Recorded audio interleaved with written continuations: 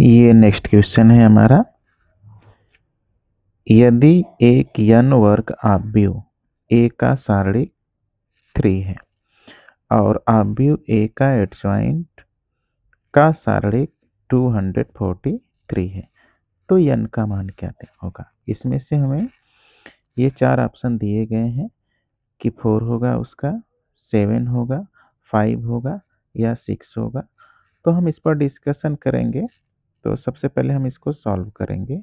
क्या हमको गिवन है, क्या गिवन है, एक n वर्ग आव्यूह मतलब एक मैट्रिक्स है जिसका डिटर्मिनेंट्स 3 है।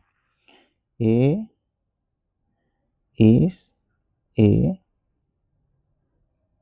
matrix of n cross n and क्या दिया है इसका डेटे दिया है हमको 3 और कुछ दिया है एंड ये इसके एडजॉइंट का डिटर्मिनेंट यानी कि एडजॉइंट ए का डिटर्मिनेंट हमको दिया है 243। ये हमको गिवन है, ये दोनों चीज़ें हमको गिवन है। हमको इस n की वैल्यू को फाइंड आउट करना है कि n की वैल्यू क्या होगी।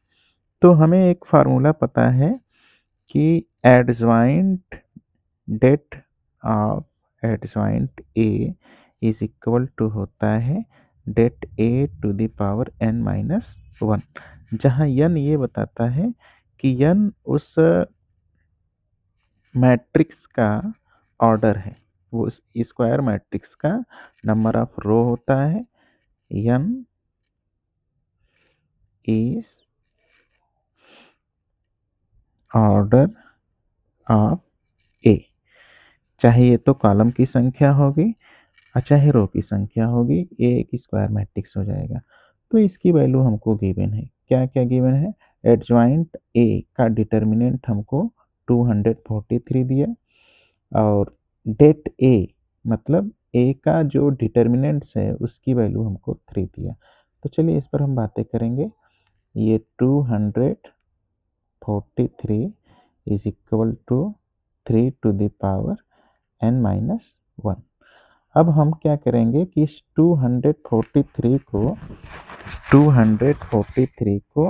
हम 3 के पावर में लिखेंगे। तो 243 को हम 3 के पावर में जब लिखेंगे 3 टू द पावर 5 हो जाएगा और इसकी वैल्यू हो जाएगी 3 टू द पावर n-1।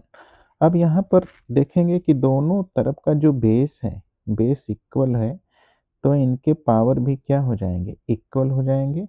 यानी कि 5 is equal to n-1, 5 is equal to n-1, then 5 plus 1 is equal to n और n is equal to 6। n की वैल्यू 6 आ जाएगी। यानी कि जो a का ऑर्डर है, जो a का ऑर्डर है n, उसका वैल्यू 6 हो जाएगी। अब हम ऑप्शन में चलेंगे कि कौन सा ऑप्शन इसका सही होगा। कौन सा ऑप्शन सही होगा, ये 4 है, ये नहीं हो सकता, 7 ये भी नहीं हो सकते, 5 ये भी नहीं हो सकते।